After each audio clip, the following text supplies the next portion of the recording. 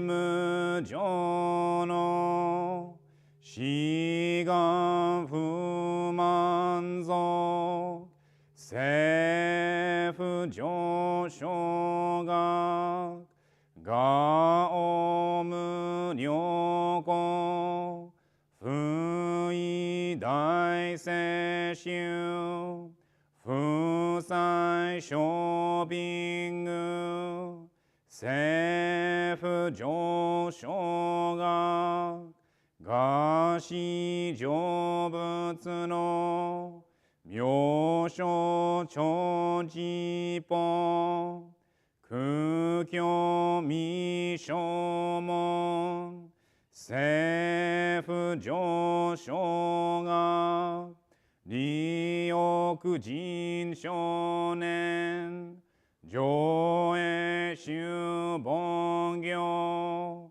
死具無常の一生天人死人力縁大根不祥無才能少女三苦名交際集約難回避知恵言名詞根毛案閉塞小悪のつなつ全注文高層上満足異様の実本日月春十期天候音符言一種解放像公正苦毒を上王大集中説法ししく供養一切物具足修徳音元年質上満得意三害を女仏無下地つなつ未不詳願学へに投資最小尊志願や国家大戦の官能国書天人東内妙見南蛮ダム南蛮ダム南蛮ダム南蛮ダム南蛮ダム南蛮ダム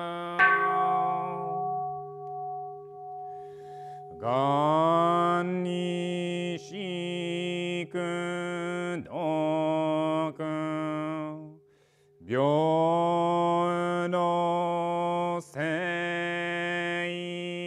祭道法大心往生安楽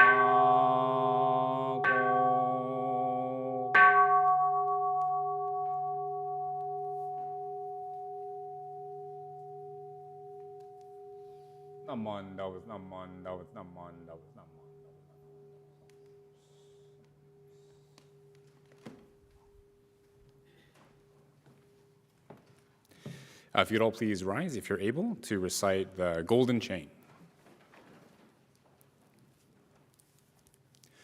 Golden chain. I am a link in Amita's golden chain of love that stretches around the world. I will keep my link bright and strong. I will be kind and gentle to every living thing and protect all who are weaker than myself. I will think pure and beautiful thoughts, say pure and beautiful words, and do pure and beautiful deeds. May every link in Amita's golden chain of love be bright and strong, and may we all attain perfect peace. Namo Amida Butsu. Namo Amida Butsu. Namo Amida Butsu. Naman Dawatsu. Naman Dawatsu. If you'd all please remain standing for our first Gatha, Ondokusan 2.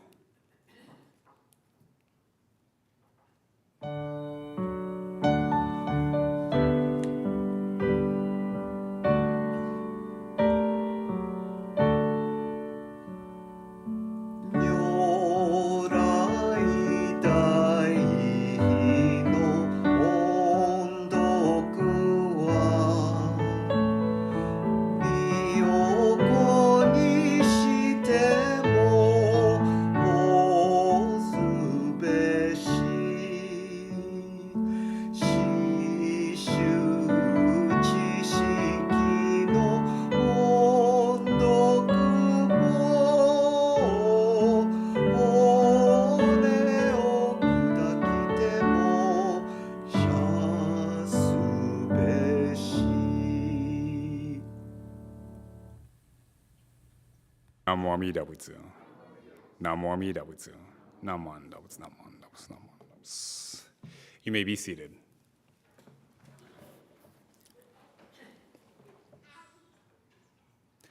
Good morning again, everyone. Today is September 11th, which commemorating the World Towers in 2001. I would like to start today's Dharma message with a moment of silence for all the people who lost their lives on that day.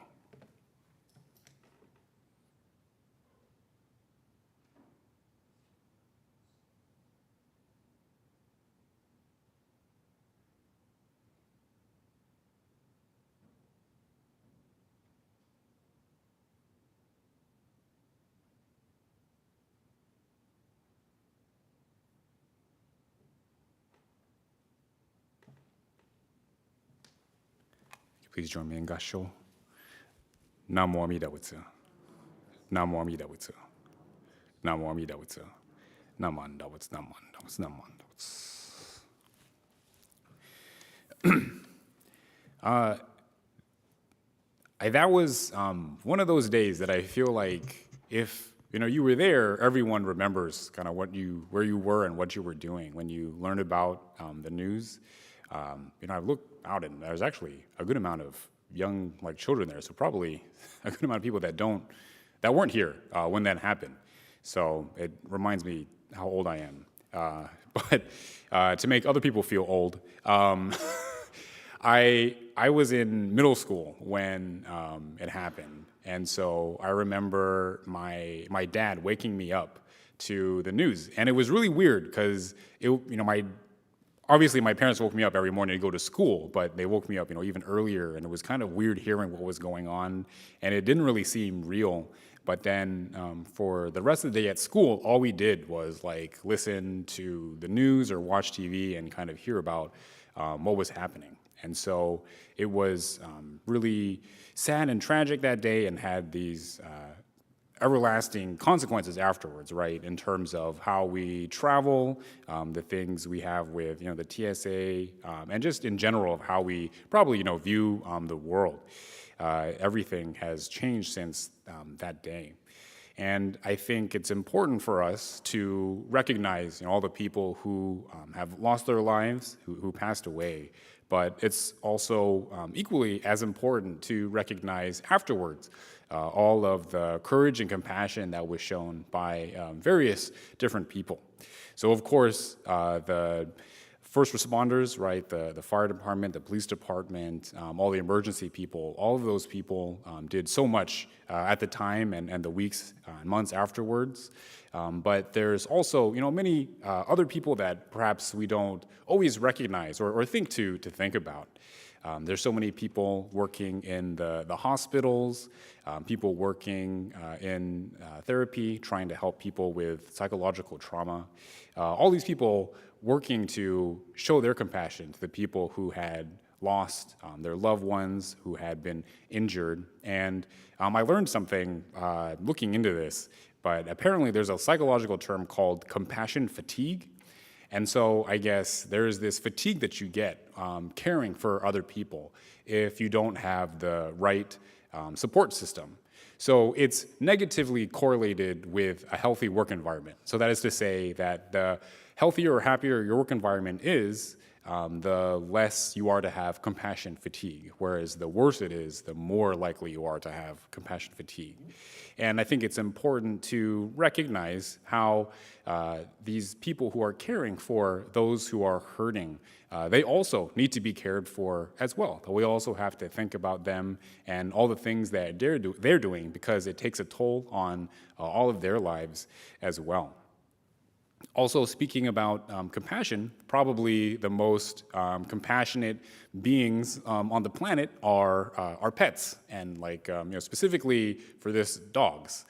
So there was a lot of rescue animals used to help find people in the rubble, also to locate people who had passed away, and so these dogs, they're trained to do, to search for the people, but they also were being placed in this kind of hazardous area. And so it wasn't like, an open field or something. They had to crawl into tight spaces.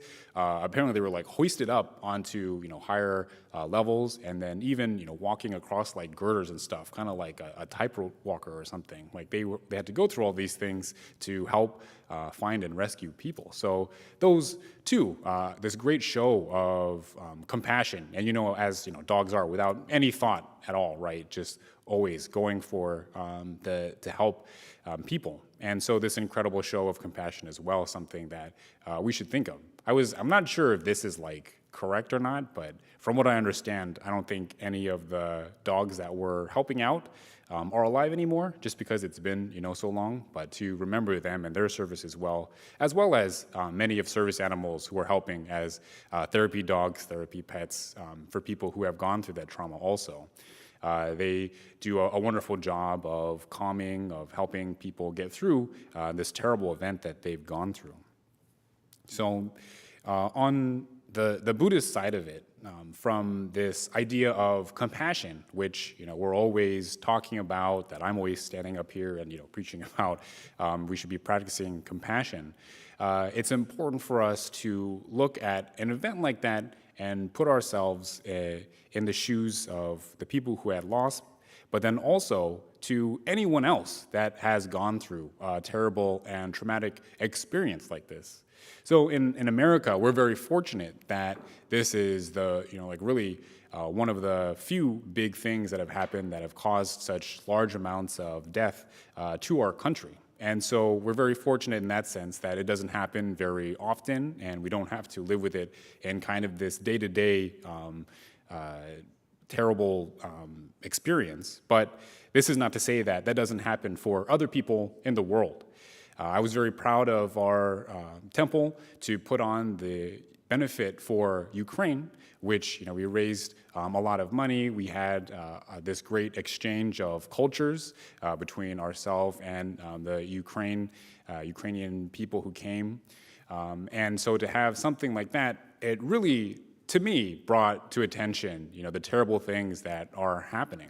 To hear one of the people who spoke was part of the press and talked about how the reality was there was bullets whizzing by him, and that he could hear bombs going off just blocks away. And so for us to, for myself to wake up and be able to go to work and not have to worry about any of that, I feel incredibly grateful to not have to worry about it. But at the same time, it's not enough, and that's something that I always like to say, is that it's not enough for us to just be grateful. Oftentimes, Namo Amida Butsu is translated as, this deep gratitude, thankfulness, and absolutely that is true. However, I think that there is another step after that, and it's for us to do something about it. So obviously, all of us have the lives that we have, and we have to live in to care for ourselves and our families. We have to worry about and hold, all of ourselves dear. But if we put ourselves in the position of other people, if we put ourselves in other people's shoes, not just our neighbors or people across the country, but people around the world, we recognize that they also are doing whatever they can to keep themselves healthy, to keep themselves dear, to protect their families. But they don't always have the great, wonderful circumstances that we have in this country. And so whatever it is that we can do, starting with simply thinking about and putting ourselves in that position, what it allows us to put together in terms of our energy and effort. And I think this is where it becomes very important to understand Amida Buddha as this infinite wisdom and compassion that oftentimes, at least for myself, it feels almost insurmountable that there's so much suffering in the world. There's so many terrible things happening. What is it that I can do? I'm just, a drop in the bucket. However, in understanding that we are all part of this greater, infinite wisdom and compassion, then it encourages me to do something, no matter how small it is, knowing that there are other people that are also thinking, that are also contributing, and that together, all of us can do something really that could make a difference. And so I hope now when we think about things of all nature, but specifically today, for this horrible attack that happened in America, thinking about all of these terrible attacks that are happening constantly around the world, what it is that we can do to make a difference in somebody else's life who is probably living very similarly to how we are, but under very different circumstances. If you please join me in Gasho. Namo Amida Butsu. Namo Amida Butsu. Namo Amida Butsu. Naman Dabutsu, Naman Dabutsu, Naman Dabutsu. If you could please rise for our closing gatha, farewell, and then remain in gasho for our closing meditation.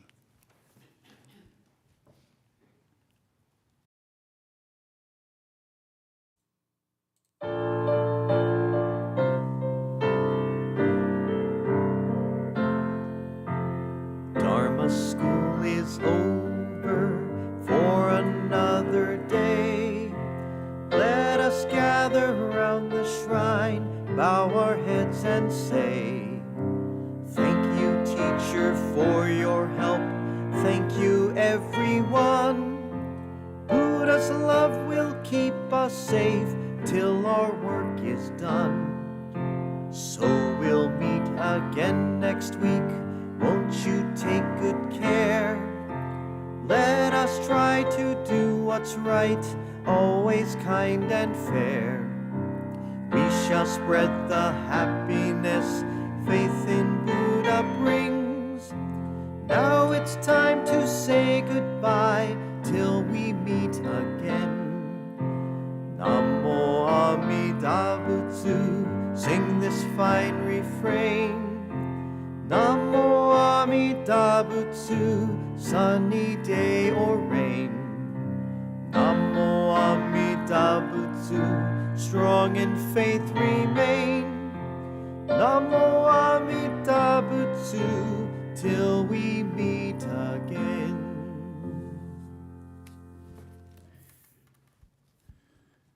All tremble at violence. Life is dear to all. Putting oneself in the place of another, one should not kill or cause another to kill. Namo Amida Butsu. Namo Amida Butsu. Namo Amida Butsu. Naman Dabutsu, Naman Dabutsu, Naman Dabutsu. You may be seated. Now we'll have announcements. Robbie?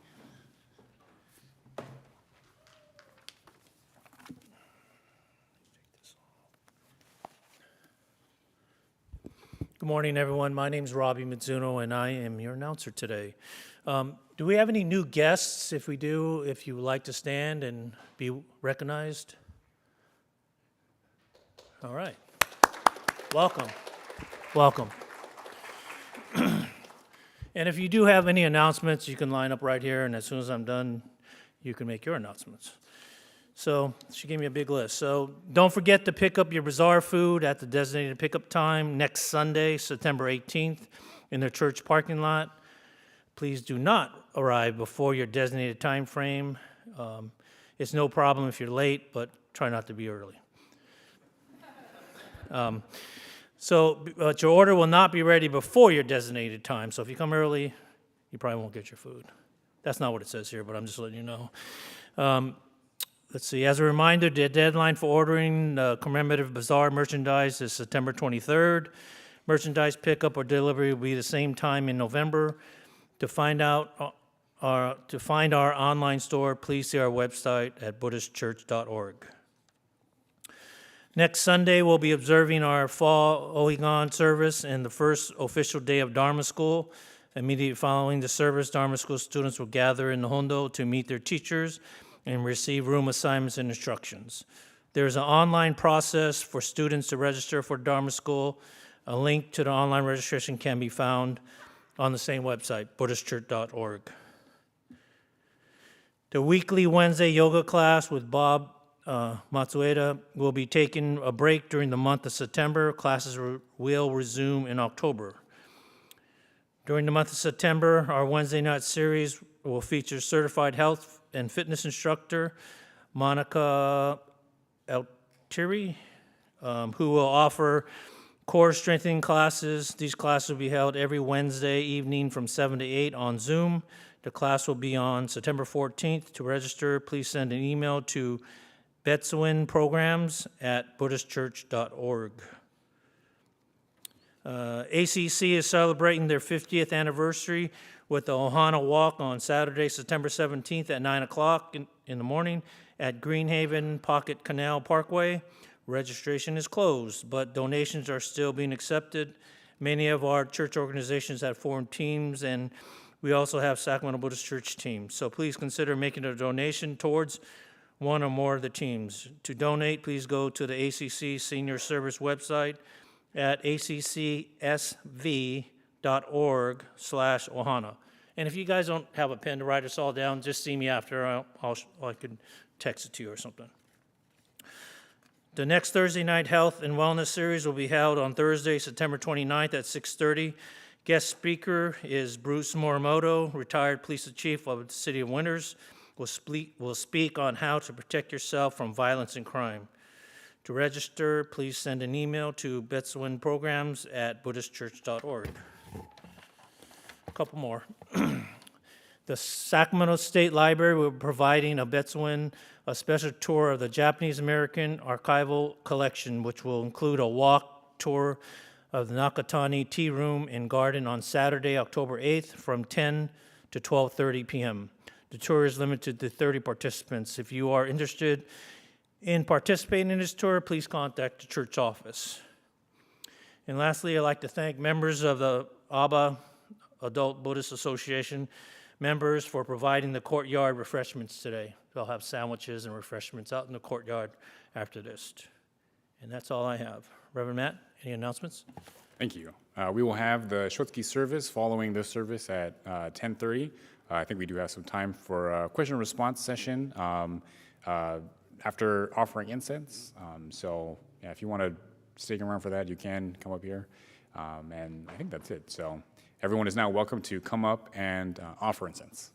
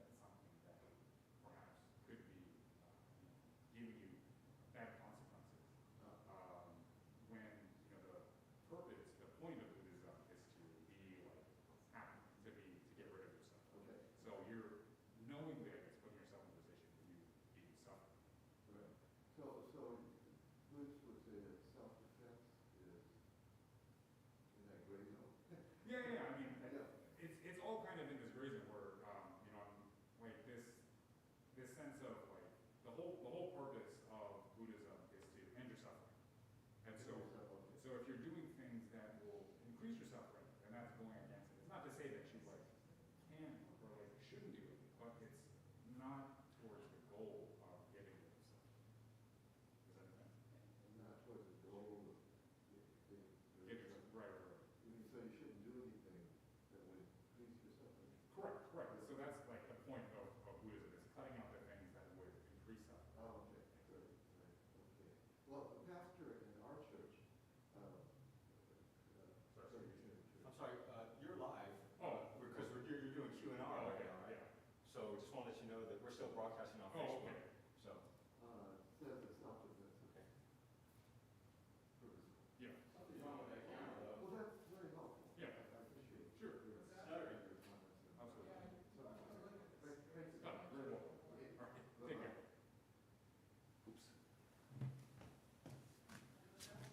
Okay, sorry about that. That was actually a really interesting question, which I guess I should have been live on that. But the question was, like with something going on like the conflict in Ukraine, if self-defense is permissible. And so, like, I was explaining that traditionally, in Buddhism, we're not supposed to take any life. However, within Jodo Shinshu, we accept those who have to take life, for a living, like butchers and fishermen and stuff.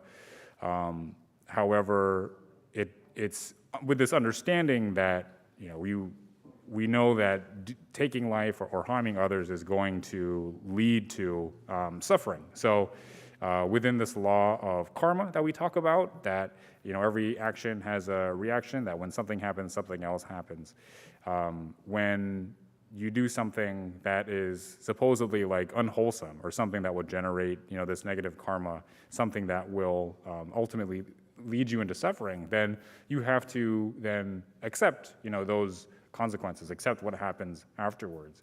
So it's kind of like, well, if you do something knowing that you're harming yourself in the long run, then that's ultimately a decision for you to make. However, the goal of Buddhism is to get rid of our suffering, and so to cut out the things that would end our suffering would be, the ideal thing. So going to like a real traditional sense, like you wouldn't have to worry about saving, yourself or like your family if you were a monk, because then you have no attachments.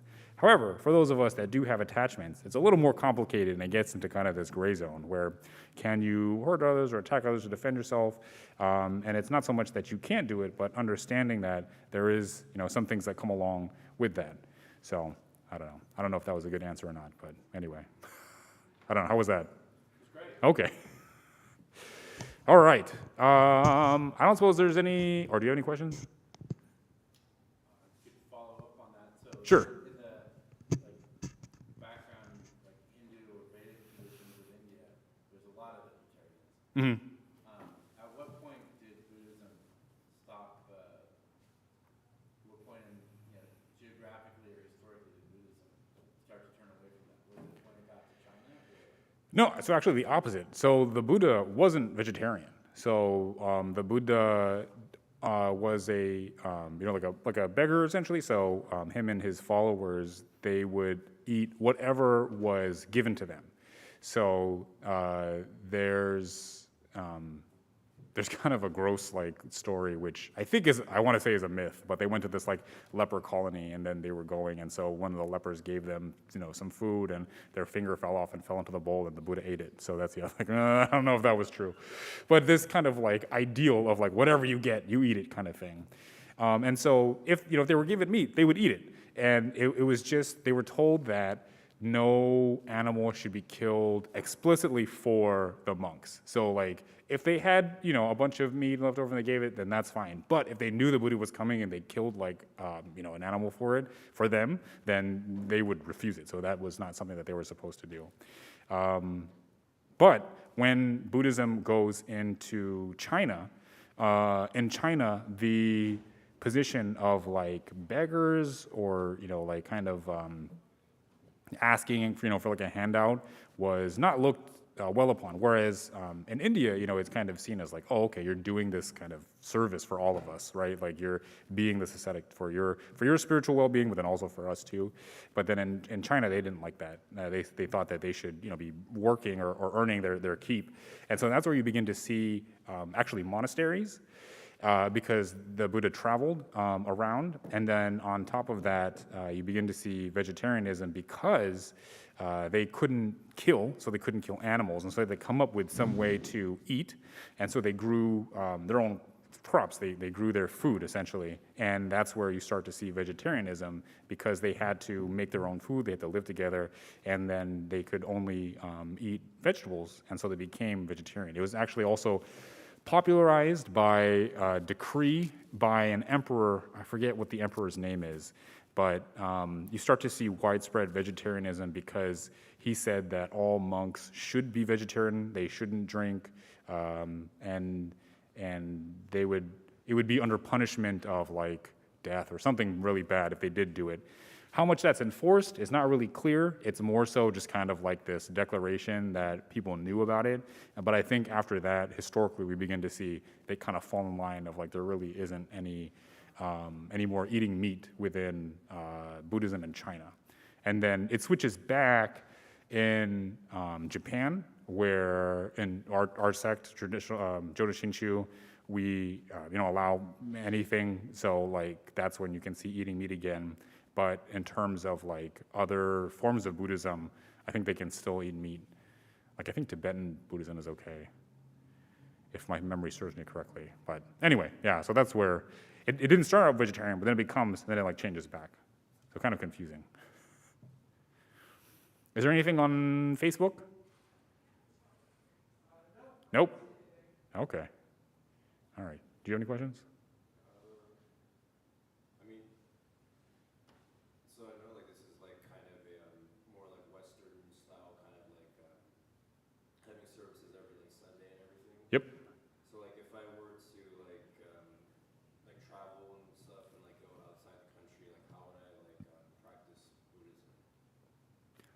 I guess you would go to the temple and see what their schedule is, I suppose. Yeah. So depending on which country you go to, which sect of Buddhism you're at, they're going to have different services, different schedules, different things that they do. And then so you would go to them and see, I guess, how they would do it. So like for our sect, the temples usually will have service like every day in the morning, and then you can go to that before work or something like that. But other places like Zen temples will have these retreats. I forget what it is for Thai, but anyway, so yeah, so depending on the sect of Buddhism and like the different countries, they'll have different things that they're doing. But more often than not, they're doing something every day. What tends to be like the most like popular in Japan? Oh, it would be Jodo Shinshu. Yeah.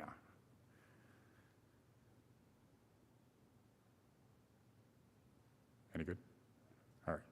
Anything else?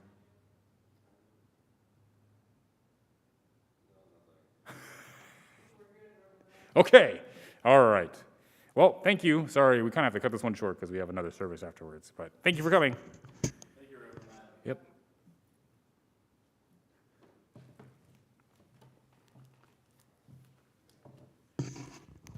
Are you thinking about going to Japan? Yeah, I'm gonna go to the Air Force and I'm like picking places to be stationed. Oh, okay.